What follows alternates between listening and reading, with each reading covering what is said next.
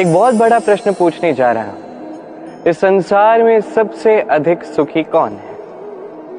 अब कोई कहेगा वो व्यक्ति जो सबसे अधिक धनी है, जिसके पास सबसे अधिक धन है, आभूषण है, स्वर्ण है।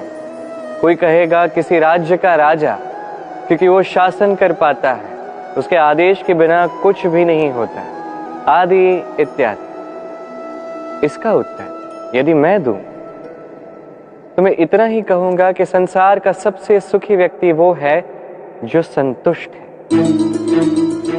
उसके पास संतुष्टि रूपी धन है जो उसको सुखी रखता है। अब ये संतुष्टि ये कैसे आती है जीवन में? ये आती है धैर्य के कारण। धैर्य ये भाव अत्यंत शक्तिशाली है। ये धैर्य ही है जो हमारी धरती को धरती माता बनाता है, क्योंकि ये धरती माता धारण करती है, सहती है, धैर्य रखती है और अपना कर्म करती जाती है। ये धैर्य ही था माता सीता में जो रावण का अंत हुआ।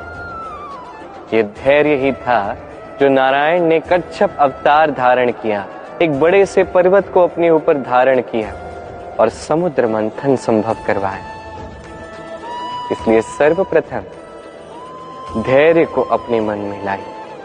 यही धैर्य आपको संतुष्टि की ओर ले जाएगा और यही संतुष्टि आपको लोभ, मोह, लालच से दूर ले जाएगी सुख की ओर। और तब ये मन प्रसन्न होकर कहेगा राधे राधे। मनुष्य सदैव बड़ा मनुष्य बनना चाहता है, सदैव इसी की कल्पना करता है। किंतु प्रश्न ये है कि मनुष्य बड़ा कब बनता है? जब वो धनी बन जाए, जब उसके पास अधिक मान हो, वो अधिक रूपवान हो या अधिक शक्तिशाली। मनुष्य बड़ा मनुष्य तब बनता है जब संकट के समय वो किसी के साथ खड़ा रहे। तो सर्वप्रथम ये सीखिए। कदाचित इसीलिए हनुमान राम के लिए इतने बड़े, कदाचित इसीलिए बलराम दाऊ मेरे लिए इतने बड़े। यदि आप भी जीवन में बड़ा बनना चाहते हैं तो किसी के साथ उसके दुख के समय में, उसके संकट के समय में उसका साथ निभाइए, उसके साथ खड़े रहिए। ये मन प्रसन्न होकर कहेगा राधे राधे। जीवन में सबसे अधिक महत्वपूर्ण वस्तु कौन सी? घर, वाहन, स्वर्ण, धन। यदि मैं आपको सत्य बताऊं तो जीवन में सबसे अधिक महत्वपूर्ण कोई वस्तु है ही नहीं। यदि कुछ महत्वपूर्ण है तो वो है भाव, करुणा, मित्रता, मातृत्व, वात्सल्य और सबसे अधिक महत्वपूर्ण प्रेम। अपने इस जीवन में यदि आप इस समस्त जीवन को वस्तुओं का खेल बना के रख देंगे तो जीवन में आनंद नहीं रहेगा। अपने इस जीवन को भावनाओं का घर बनाएं। ये मन प्रसन्न होकर कहेगा राधे राधे। मनुष्य की एक अत्यंत विचित्र प्रवृत्ति होती है दूसरों के विषय में, उनके जीवन के विषय में, व्यक्तित्व के विषय में, भविष्य के विषय में अनुमान लगाना। ये अनुचित है। किसी के भूतकाल को लोग देख के भविष्य बता देते हैं, वर्तमान को देख के उसका भविष्य का अनुमान लगा लेते हैं। उदाहरण दूं तो किसी दास को देखिए, उसे देख के लोग कहते हैं कि इसके भविष्य में ये हो सकता है, अनुमान लगाते हैं। अरे इस राजा को देखिए, ये तो कितना सुखी होगा, ये तो संसार का सबसे अधिक सुखी व्यक्ति होगा, कितनी सुख सुविधाएं हैं इसके पास, अनुमान लगाते हैं। सत्य तो ये है कि आप किसी के व्यक्तित्व के विषय में या भविष्य के विषय में पूर्ण सत्य कभी ज्ञात कर ही नहीं सकते, बस अनुमान लगा सकते हैं। और अनुमान लगा के कोई लाभ नहीं होने वाला, क्योंकि ये काल जो है ये अत्यंत शक्तिशाली है। काले से काले कोयले को ये हीरा बना सकता है, बड़े से बड़े राजा को रंक बना सकता है एक क्षण में। फिर आपके अनुमान का क्या लाभ, क्या मिला अनुमान लगा के? इसलिए कभी किसी के विषय में कोई अनुमान नहीं लगाएं, उसके भविष्य के विषय में कोई अनुमान नहीं लगाएं। कोई धारणा किसी के विषय में ना बने, कुछ करें तो प्रेम, सब में प्रेम बांटिए, सब में सकारात्मकता बांटिए। ये मन प्रसन्न होकर कहेगा राधे राधे। कहते हैं संसार में हर रोग का उपाय है। यदि आप अपने शरीर से प्रेम करते हैं तो व्यायाम कीजिए, यदि आप श्वास से प्रेम करते हैं तो प्राणायाम कीजिए, यदि आप अपनी आत्मा से प्रेम करते हैं तो ध्यान कीजिए, किंतु यदि आप अपने जीवन से, परमात्मा से प्रेम करते हैं तो सबसे प्रेम करते रहिए। ये प्रेम अत्यंत महत्वपूर्ण और आवश्यक है। इस प्रेम से अच्छी ना कोई औषधि है, ना कोई आसन, इससे अच्छा ना कोई व्यायाम है, ना कोई प्राणायाम। ये प्रेम बड़े से बड़े समस्या का हल निकाल सकता है। प्रेम बड़े से बड़े संकट को आपसे दूर कर सकता है। ये प्रेम आपको जीवन जीना सिखाता है, क्योंकि ये प्रेम ही जीवन का वास्तविक सार। तो आइए और मेरे साथ प्रेम से कहिए राधे राधे। मनुष्य छोटा हो या बड़ा, राजा हो या रंक, हर एक मनुष्य में एक समानता देखने मिलती है। हर एक मनुष्य को अपनी प्रशंसा अत्यंत भाती। बड़े प्रसन्न होते हैं मनुष्य जब उनकी प्रशंसा होती। और आप किसी से जाके कहिए कि आपकी ये भूल थी, आप में ये कमियां थी, वो सुनने के लिए सज्ज ही नहीं होगा। हर एक मनुष्य सुनना चाहता है कि आपने जो भी किया सर्वोत्तम था। अब आपको एक बात बताता हूं, ये है निंदा, ये है प्रशंसा और ये है सत्य। इन सब से ऊपर तभी मनुष्य दर्पण देखता है। दर्पण मनुष्य को सुंदर नहीं दिखाता, उसे सत्य दिखाता है, जिससे मनुष्य और सुंदर बनने के लिए प्रेरित होता है। इसलिए दर्पण की आवश्यकता होती है सत्य जानने के लिए। जीवन में निंदक प्रशंसक से कहीं अधिक महत्वपूर्ण होता है। क्यों? क्योंकि वो आपको आपकी कमियां दिखाता है, आपकी भूल दिखाता है, एक अवसर देता है आपको स्वयं को सुधारने के लिए और श्रेष्ठ बनाने के लिए, कि प्रशंसक नहीं कर पाता। तो जीवन में जब भी निंदा होती है तो उसका आकलन कीजिए, सकारात्मक रूप से उसे देखिए। यदि स्वयं को कुछ शिक्षा दे सकते हैं तो निश्चित रूप से दीजिए। मन प्रसन्न होकर कहेगा राधे राधे। कभी किसी पपीहे को देखें, कहा जाता है कि वर्ष भर में केवल एक बार अपनी प्यास बुझाता है, वो भी आकाश में मंडरा रहे मेघों द्वारा बरसाई गई वर्षा की बूंदों से, और कहीं से वो अपनी प्यास नहीं बुझाता। पूरे वर्ष भरी गर्मी सहता है, भरी सर्दी सहता है, बस एक आस में कि वर्ष में एक बार वो मेघ आएंगे, वर्षा करेंगे और मेरी प्यास को बुझा देंगे। क्या है? विश्वास है। विश्वास ही है कि वर्ष में एक बार वो मेघ आएंगे जो प्यास बुझाएंगे। अब देखिए, सूर्यमुखी का पुष्प रात भर अंधकार से लड़ता है, उसे विश्वास है प्रातःकाल में सूर्य उसे अवश्य दर्शन देंगे। ये विश्वास ही था जो एक छोटी सी नौका लेके मनु निकला और समस्त सृष्टि को प्रलय से बचा लिया। ये विश्वास ही था प्रेम पर जो वानरों और भालुओं की सेना लेके श्री राम ने आक्रमण किया, समस्त वरदानधारी असुरों की, राक्षसों की लंका पर, और विजय भी प्राप्त की। ये विश्वास ही विश्व की आस। विश्वास कीजिए कि आप सर्वश्रेष्ठ हैं और कर्म करते जाइए बस। इस विश्वास की आस ही आपको प्रतिबल प्रदान करेगी। ये मेरा विश्वास है। आइए और मेरे साथ प्रेम से कहिए राधे राधे। सुंदरता। मनुष्य अपनी सुंदरता के विषय में कितना सोचता है, चाहता है कि वही सबसे अधिक रूपवान दिखे, सबसे अधिक सुंदर दिखे। किंतु सुंदरता की परिभाषा क्या है, क्या वो जानता है? किसी माता से पूछिए, उसके लिए सुंदरता की परिभाषा उसकी संतान। भक्त से पूछिए, उसके लिए सुंदरता की परिभाषा उसके भगवान। श्री राम से पूछिए, उनके लिए सुंदरता की परिभाषा हनुमान है। टूटी हुई हनु, फूला हुआ मुंह, कहने को वानर, लंबी पूंछ, इतने भोले कि उन्हें अमूल्य मणियों की माला दी तो उसे तोड़ के उसमें श्री राम ढूंढ रहे हैं। किंतु भाव कितना सुंदर। उनका मानना ये कि भले इस संसार के सबसे अमूल्य मणियों से ये माला बनी हो, यदि इसमें श्री राम नहीं है तो इसका कोई अर्थ नहीं है। सुंदरता रूप में नहीं, भाव में निहित होती है। यदि आप सुंदरता प्राप्त करना चाहते हैं तो इस सुंदरता को कर्मों में लाइए, भाव में, विचारों में लाइए। ये सुंदरता आप ही के साथ रहे। और यदि आप सुंदरता को रूप में ढूंढते हैं तो वो कुछ ही क्षणों की बात है। वो सुंदरता समय के साथ पुनः लौट जाएगी। सुंदरता पानी ही है, ढूंढनी ही है तो हृदय में ढूंढिए, कर्मों में ढूंढिए। मन प्रसन्न होकर कहे, राधे राधे।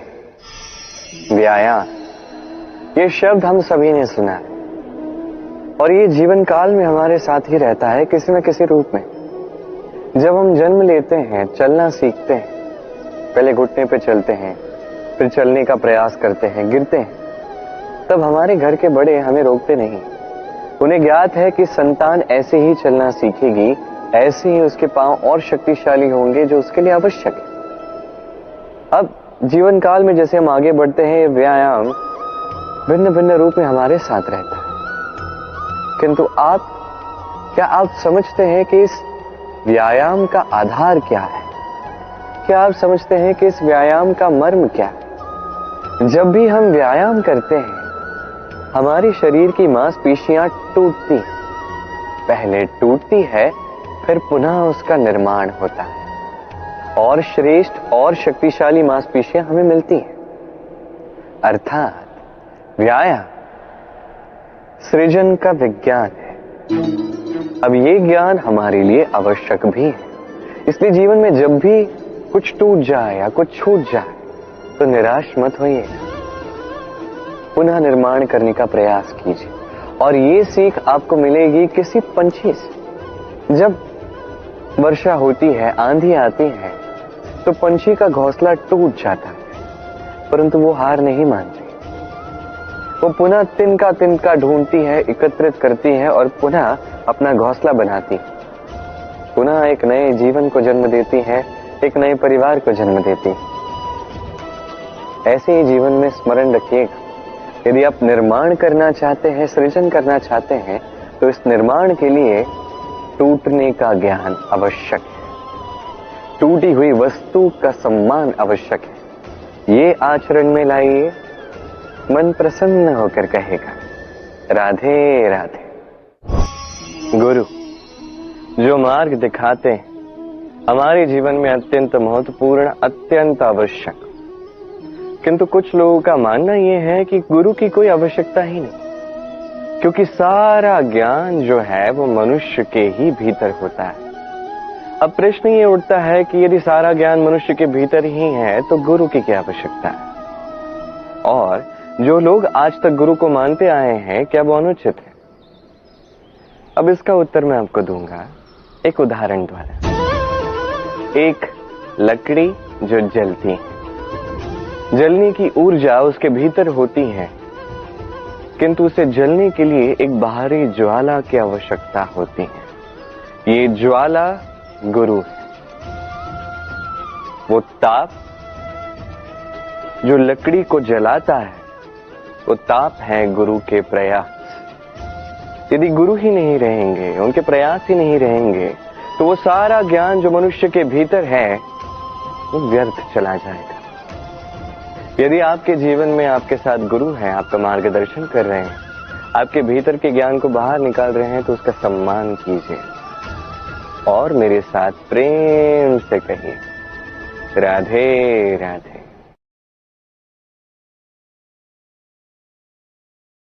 हुई धूप में जब हमारा शरीर जलता है हमें गर्मी का अनुभव होता है तभी यदि वर्षा होती है और वर्षा की बूंदें आके हमारे शरीर पे गिरती हैं तो कैसा अनुभव होता है कि वर्षा की बूंदें जब धरा पर गिरती है, जो नाद उत्पन्न होता है लगता है जैसे संगीत है।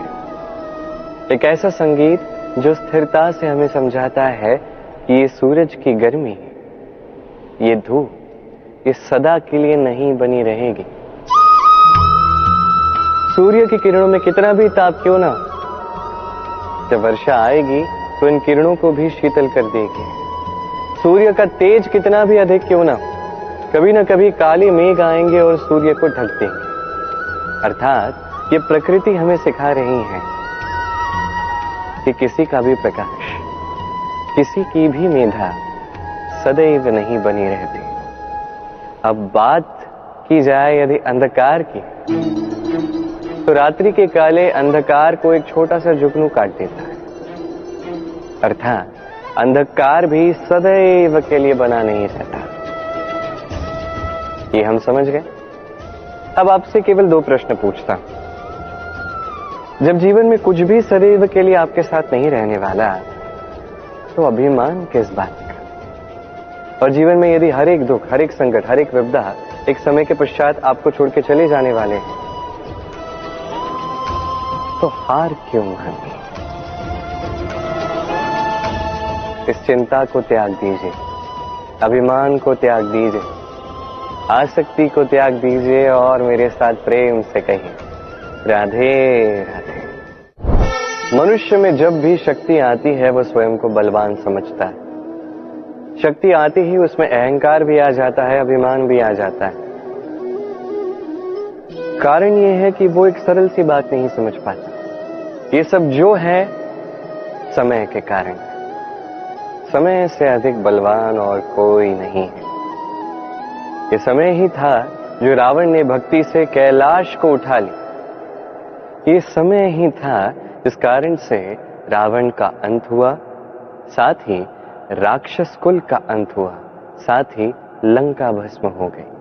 देखा जाए तो जन्म से अंत तक का ये जो समय है ये जीवन, किंतु इसमें भी जो समय आता है किसी कारण से आता है, जिसे हम जी सकते हैं, जिसे हम सीख सकते हैं। तो आज जो समय है आपके हाथ में है, उसे मुट्ठी में बांध लें, उसे सहेज के रखें, उसे संजोएं, उसका अनुभव करें, उससे सीखें। इस समय को व्यर्थ मत जाने दीजिए। और इतना जान लीजिए कि भविष्य में जो कुछ भी हो सकता है, जो होने वाला है, वो ना तो आप जानते हैं, ना वो आपके वश में है। इसलिए आज अहंकार और अभिमान करके भविष्य का अनर्थ मत कीजिए, स्वयं का अनर्थ मत कीजिए। यही समय का अर्थ है। आइए और मेरे साथ प्रेम से कहिए, राधे राधे। योजना अत्यंत महत्वपूर्ण है हमारे जीवन में, अत्यंत आवश्यक है हमारे जीवन में। किंतु योजना कितनी लंबी होनी चाहिए, अर्थात इस योजना के विषय में आपको कितना सोचना चाहिए और कितने आगे के विषय में सोचना चाहिए। अब दूरदर्शिता अत्यंत श्रेष्ठ गुण है मनुष्य में, किंतु दूर की देखने में इतना मत उलझ जाइए कि निकट क्या है ये आप देख ही ना पाए। आज की छोड़ के अब केवल भविष्य के विषय में सोचते रहते हैं, ये अनुचित है। अब देखिए, योजना बनाइए किंतु उससे अधिक रहिए। इस क्षण का कुछ ज्ञात नहीं और आने वाले वर्षों के विषय में हम सोचते जाते हैं। मैं ये अनुभव करूंगा, ये आनंद प्राप्त करूंगा, वो करूंगा, ये करूंगा। ये अनुचित है। योजित कीजिए, नियोजित कीजिए आज को, वर्तमान को, इस क्षण को। जीवन का वास्तविक आनंद भी यही है। जीवन जीने का सबसे अधिक श्रेष्ठ मार्ग भी यही। आइए और मेरे साथ प्रेम से कहें, राधे राधे।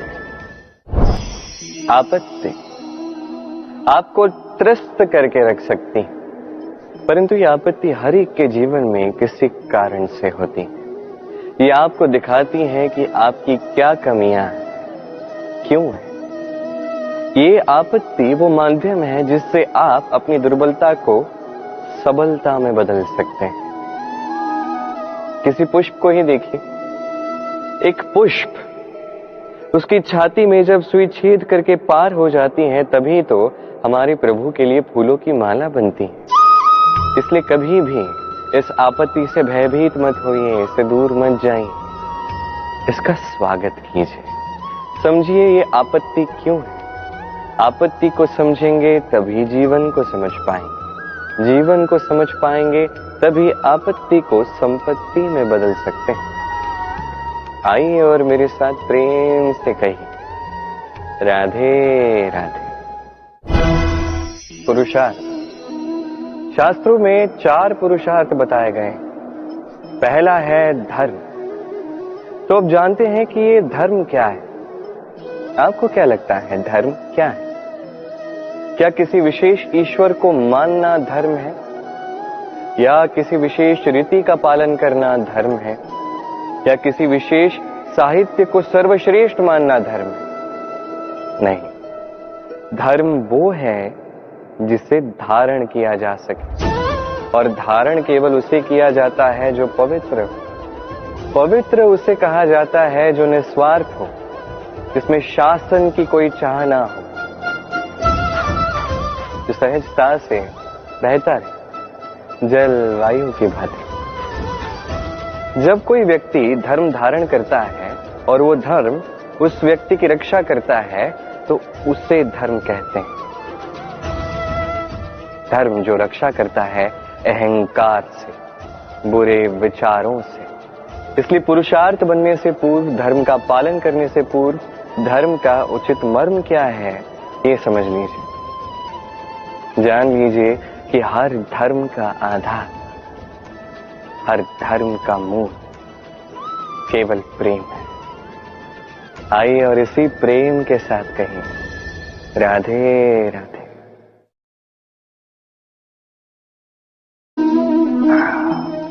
आलस्य आपका एक और बहुत बड़ा शत्रु, जो आपके मन में वास करता है और धीरे धीरे आपकी कार्यशैली का एक आधार ही बन जाता है। हर कार्य में देरी करना, यह है आलस्य जो सब कुछ नष्ट कर सकता है। ये कार्य आज नहीं हुआ, कोई बात नहीं, कल कर लेंगे। प्रकृति हमें ये नहीं सिखाती। सोचिए यदि सूर्य ये कहने लगे कि कल उदित नहीं होते, कुछ दिनों पश्चात उदित होते हैं, तो क्या होगा? समस्त पृथ्वी का नाश हो जाएगा, है कि नहीं? देखिए इस आलस्य पे एक बहुत सुंदर कहावत है, आलस्यस्य कुतो विद्या। अर्थात जो आलस करता है उसे विद्या नहीं मिलती, ज्ञान नहीं मिलता। अब जिसके पास ज्ञान नहीं वो धन अर्जित नहीं कर पाता, उसके जीवन में सुख संसाधनों का अभाव होता है, मित्रों का अभाव होता है। जहां सुख संसाधन नहीं, मित्र नहीं, अपने लोग नहीं, ज्ञान नहीं, वहां आनंद कैसे वास करेगा? इसलिए कहा जाता है जो कर्म करता है वही इस संसार का कोई भी सुख हो उसे भोग सकता है। तो कर्म कीजिए, समय का सम्मान कीजिए, इस आलस्य पे विजय प्राप्त कीजिए। और मेरे साथ प्रेम से कहिए, राधे राधे। क्रोध आपके भीतर का एक और शत्रु। ये क्रोध क्या है? आपके मन की एक भावना है जो आप ही के मन में उत्पन्न होती है। ये मन आत्मा से जुड़ा होता है। अब एक भावना जो आत्मा से जुड़ी है, इसे अनुचित क्यों कहा जाता है? समझने का प्रयास कीजिए। क्रोध कभी कभी आवश्यक भी होता है, विशेष रूप से तब जब आप एक उचित पक्ष में खड़े हैं, सामने वाला अधर्म के पक्ष में खड़ा है और वो विनम्रता से ना माने। जैसे श्री राम क्रोधित हुए थे सागर पर, वो उचित था, और तब तक उचित है जब तक आप क्रोध को साध सकें। यदि क्रोध आपको साधने लगा तो परिस्थिति कुछ ऐसी हो जाती है। सामने एक व्यक्ति है जिसे क्रोधवश आप हानि पहुंचाना चाहते हैं। आपने एक अंगारा उठाया। अभी अंगारा सामने वाले को हानि पहुंचाने से पूर्व स्वयं आपके हाथ को जलाता है। बस क्रोध यही करता है, सर्वप्रथम आपका नाश करता है, आपका विवेक हर लेता है, आप अपना नियंत्रण खो देते हैं, सब कुछ बिगड़ जाता है। अधिकतर लोग क्रोध में ऐसे निर्णय लेते हैं जो उन्हीं के विनाश का कारण बनते हैं। अब कुछ लोग कहते हैं कि हमारे जीवन में इतनी पीड़ा है, इतने संकट है कि क्रोध आ ही जाता है। ऐसे समय पर उचित यही है कि आप स्वयं को इस क्रोध से दूर करें और फिर समस्या का निवारण करें, क्योंकि यही निवारण आपके जीवन को एक श्रेष्ठ स्तर पर ले जाएगा। तो क्रोध से दूर रहें, प्रसन्न रहें और मेरे साथ प्रेम से कहें राधे राधे। काम आपके भीतर का पहला शत्रु। अधिकतर लोग काम को वासना ही समझ बैठते हैं, किंतु ये संपूर्ण सत्य नहीं। काम का अर्थ है कामना। अब साधारण सी बात है, मनुष्य शरीर है, मन है, तो कामना तो अवश्य आएगी। देखना यह है कि ये कामना दुष्कामना है या सत्कामना। किसी और की वस्तु पर दृष्टि डालना, किसी और व्यक्ति पर दृष्टि डालना, किसी अनुचित वस्तु पर दृष्टि डालना, ये दुष्कामना है। और ये दुष्कामना व्यक्ति से दुष्कर्म करवा के ही रहती है। स्मरण रखिएगा, जो व्यक्ति अपनी कामनाओं पर नियंत्रण रख पाता है वो उचित मार्ग पे भी रहता है, उचित लक्ष्य पे भी पहुंचता है। जो कामनाओं पर नियंत्रण रख नहीं पाता वो मार्ग भी भटक जाता है, लक्ष्य भी भटक जाता है। तो ध्यान रखिएगा, अपनी कामनाओं पर नियंत्रण रखिए, काम इस शत्रु पर विजय प्राप्त कीजिए और मेरे साथ प्रेम से कहिए राधे राधे। आज आरंभ करते हैं धन लक्ष्मी से। धन लक्ष्मी की कथा आज सुनते हैं। तो ये कथा है त्रेता युग की। साकेत नगरी में एक अत्यंत पराक्रमी राजा थे और ये राजा श्री राम के पूर्वज थे। इस पराक्रमी राजा का नाम त्रिशंकु था। हुआ कुछ ऐसा कि ऋषि विश्वामित्र और ऋषि वशिष्ठ, इन दोनों में युद्ध हुआ। अब ऋषि वशिष्ठ ने राजा त्रिशंकु से सहायता ली और इस युद्ध में विजय प्राप्त कर ली। अब इस पराजय से अपमानित होकर ऋषि विश्वामित्र गहन तपस्या के लिए वन में चले गए। जब ये पूर्ण युद्ध हुआ और विजय प्राप्त हुई, तब राजा त्रिशंकु भेंट करने पहुंचे ऋषि वशिष्ठ के पास। अब मनुष्य के समीप कितना भी धन हो, कितना भी बल हो, कितनी भी सुख सुविधाएं क्यों ना हो, यदि उसमें लोभ आ जाए तो वो लोभ कभी नहीं रुकता जब तक वो स्वयं ना रोके। अब राजा त्रिशंकु ने लोभ में आके क्या किया, वो गए ऋषि वशिष्ठ के पुत्र के पास, उनसे सहायता मांगी। अब ऋषि वशिष्ठ के पुत्र ने जो श्राप दिया वो भी समय के साथ सत्य सिद्ध हुआ। जैसे जैसे समय बीतता गया, राजा त्रिशंकु ने अपना बल खो दिया, अपना राज्य खो दिया, अपना सारा धन खो दिया, वृद्ध हो गए। सब कुछ खोने के पश्चात वो ऐसे ही वन में एक दिन भटक रहे थे कि उन्हें तपस्या करते हुए ऋषि विश्वामित्र दिखे। वो तुरंत ही उनके पास गए, उन्होंने उनके चरण पकड़ लिए, उनसे विनती की कि कृपा करके ऋषि वशिष्ठ और उनके पुत्र के श्राप से उन्हें मुक्त किया जाए। अब ऋषि विश्वामित्र, ऋषि वशिष्ठ का नाम सुनते ही वो अपमानजनक पराजय उन्हें स्मरण आ गई और अब ऋषि विश्वामित्र को अपने प्रतिद्वंदी से प्रतिशोध लेने का अवसर मिल चुका था। और तब महादेव पहुंचे ऋषि विश्वामित्र के पास, उन्होंने उनसे बात की, उन्हें समझाया। अब जो लोभी होते हैं और स्वयं के लोभ को वो स्वयं नहीं रोकते हैं, उनके साथ कुछ ऐसा ही होता है जैसे राजा त्रिशंकु के साथ हुआ। न स्वर्ग में स्थान मिला और अपना स्थान तो उनसे छूट ही गए। कुछ ऐसा ही है राजा त्रिशंकु का स्वर्ग अवश्य मिला, किंतु इसका क्या लाभ है, वो स्वर्ग में पहुंचे भी नहीं, वो बीच में ही अटके रहे, वो भी उल्टे। क्या ऐसा स्वर्ग कोई पाना भी चाहेगा? ये सब होता है लोभ के कारण। जो मनुष्य लोभ करता है उसे इसी प्रकार कोई सुख प्राप्त नहीं होता। वरदान का दुरुपयोग किया जाए तो वो भी अभिशाप बन जाता है। ये स्वर्ग का सुख धन संपदा है ही नहीं, ये तो परम शांति है। मनुष्य जब ये देह त्याग देता है तो निश्चित रूप से कोई धन या सुख संसाधनों से उसे शांति नहीं मिलती। यदि आज के समय की बात की जाए, हर एक मनुष्य जो पृथ्वी पर है उसके लिए वास्तविक धन संपदा केवल उसका परिवार और प्रेम है। और जो भी व्यक्ति धन लक्ष्मी का ये उचित अर्थ समझ जाता है, निश्चित रूप से उसे उसके जीवन में उसके परिवार से प्रेम मिलता है, उसके प्रियजनों से प्रेम मिलता है, और कभी उसके जीवन में उसके घर में दरिद्रता वास नहीं करती।